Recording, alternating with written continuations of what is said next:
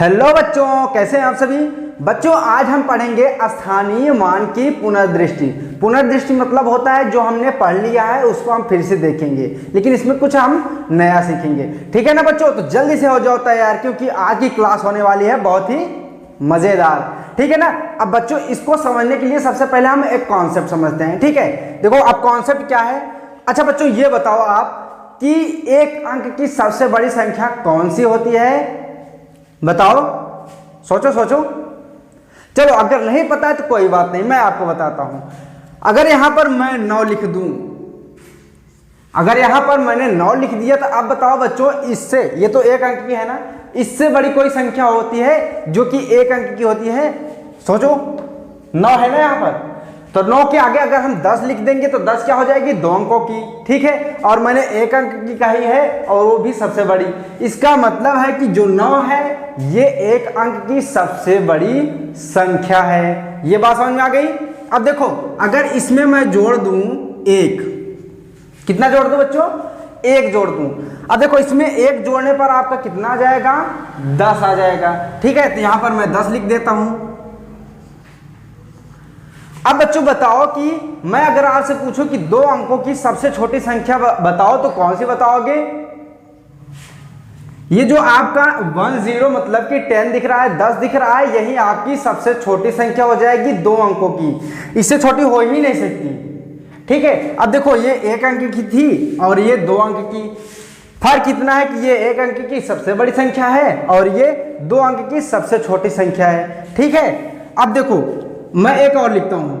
अब इसके आगे मैं 2 9 लिखता हूं। 2 9 का मतलब है कि 99। तो बच्चों बताओ कि 2 अंकों की सबसे बड़ी संख्या कौन सी होती है?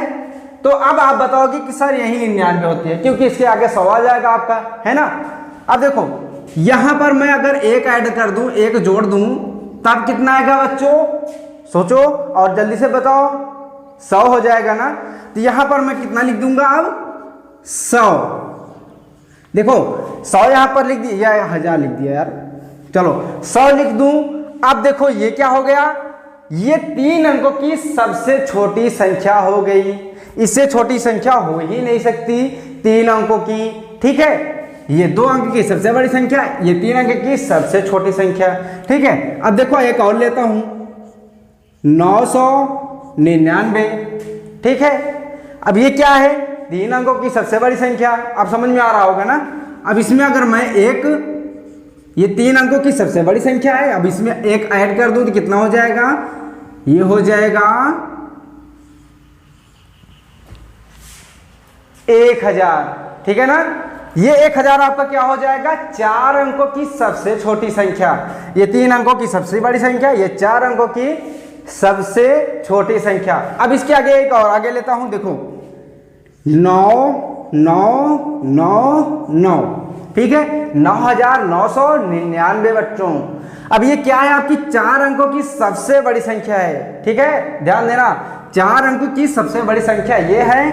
अगर इसमें 1 ऐड कर दें तो आप क्या कहोगे? क्या आ जाएगा? तब आपको अब ऐसे बोलो कि अगर हम 9999 में मतलब कि 4 अंकों की सबसे बड़ी संख्या में अगर 1 ऐड कर देंगे तो हमें 5 अंकों की सबसे छोटी संख्या मिल जाएगी, है ना।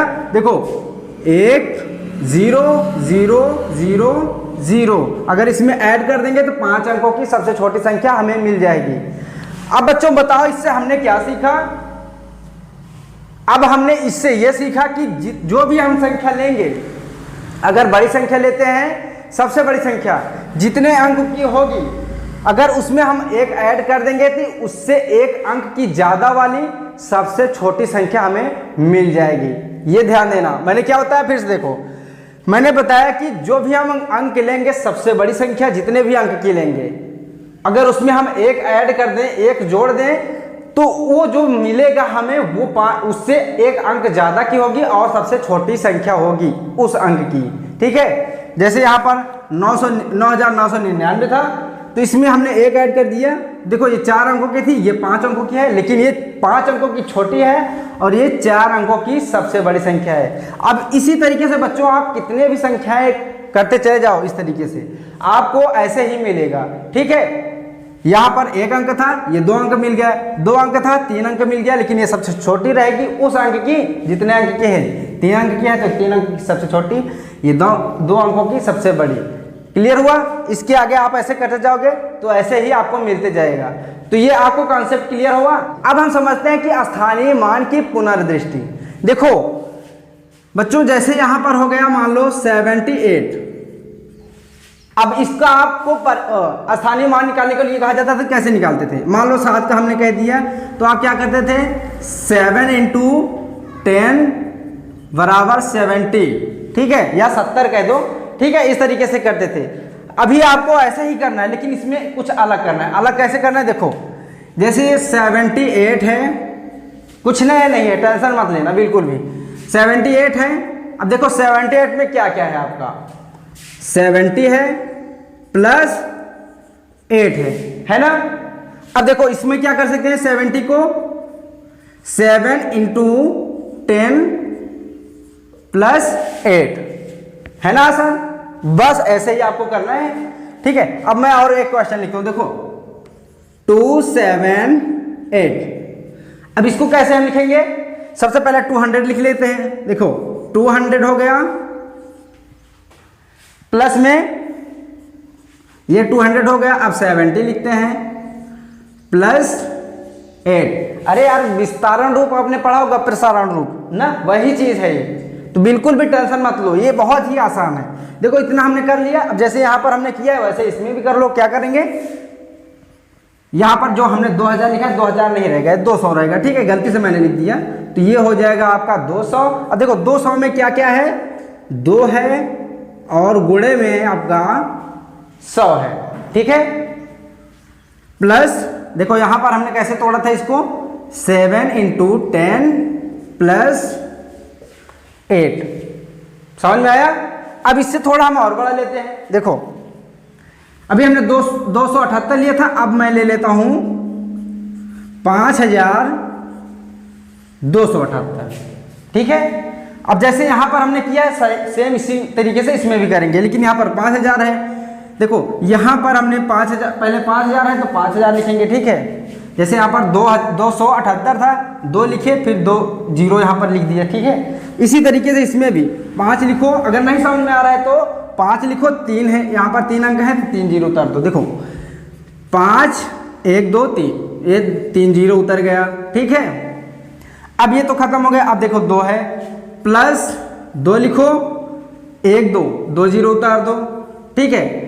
अब यहाँ पर जगह नहीं थी, यहाँ पर लिख देता हूँ, प्लस अब 78 था ना, 7 लिखो, ये 1 अंक है, यहाँ पर 0 लिख दो, ठीक है, प्लस आपका 8 है। अब इसके बाद कोई अंक नहीं है तो एक भी 0 मत लगाओ। अगर नहीं समझ में आ रहा था ऐसे भी कर सकते हो। अब क्या करना है आपको, 5 है, 5 लिख लो, और उसमें जो तीनों 0 है तीनों 0 उतारना है और उसके साथ 1 लिखना है, मतलब 1000। देखो ये हो गया, ठीक है, प्लस अब यहां पर 2 है, 2 गुणे 1 कर दो, जो दोनों 0 है इसी के साथ लगा दो, मतलब कि 2 गुणे 100 हो गया, ठीक है। अब प्लस करते हैं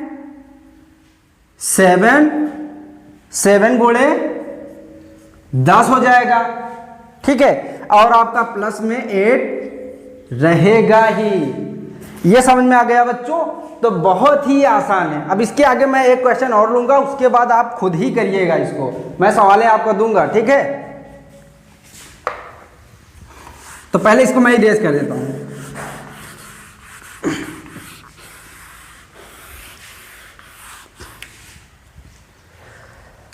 देखो अब यहां पर मैं लिख रहा हूं 45,278।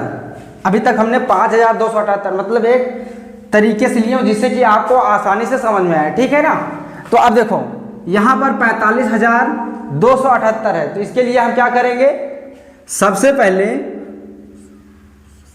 4 लिखेंगे। अब देखो यहां पर कितने अंक हैं, 1 2 3 4, तो यहां पर 1 2 3 4, ठीक है, इसको लिख लेते हैं, प्लस ये हो गया। अब इसको देखते हैं 5 1 2 3, इसके बाद 3 ही संख्या है ना, 3 ही अंक हैं, तो अंक जितने हैं उतने 0 उतार लेते हैं, ठीक है, ये हो गया आपका। अब ये दोनों हो गए, प्लस में 2, अब कितने अंक हैं 2, तो यहाँ पर 2 जीरो उतर गया, ठीक है।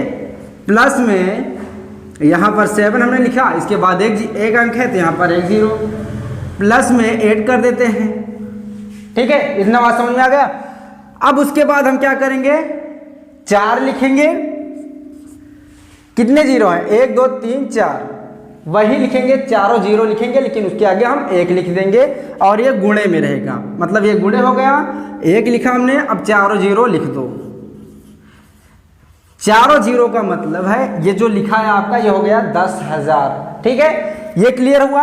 अब ऐसे इसमें भी करना है, क्या करना है, यहाँ पर 5,000 है, गुणे में ये हो जाएगा, अगर इसके आगे इन तीनों के आगे 1 लिख देंगे यहाँ पर, तो कितना हो जाएगा, ये हो जाएगा 1,000 आपका, ये समझ में आ गया। प्लस में 2 है, 2 गुणे 100 हो जाएगा। इसी तरीके से इसमें भी हो जाएगा, प्लस 7 इंटू 10 हो गया, प्लस 8 हो गया। तो ये तो आसान है ना यार, इसको आप ऐसे ही करिएगा, इसमें तो कोई बहुत बड़ी बात नहीं, इसको पहले आप पढ़ भी चुके हैं, तो इसमें कोई टेंशन वाली बात नहीं है। मिलते हैं नेक्स्ट वीडियो में तब बच्चों, तब तक के लिए good bye and take care.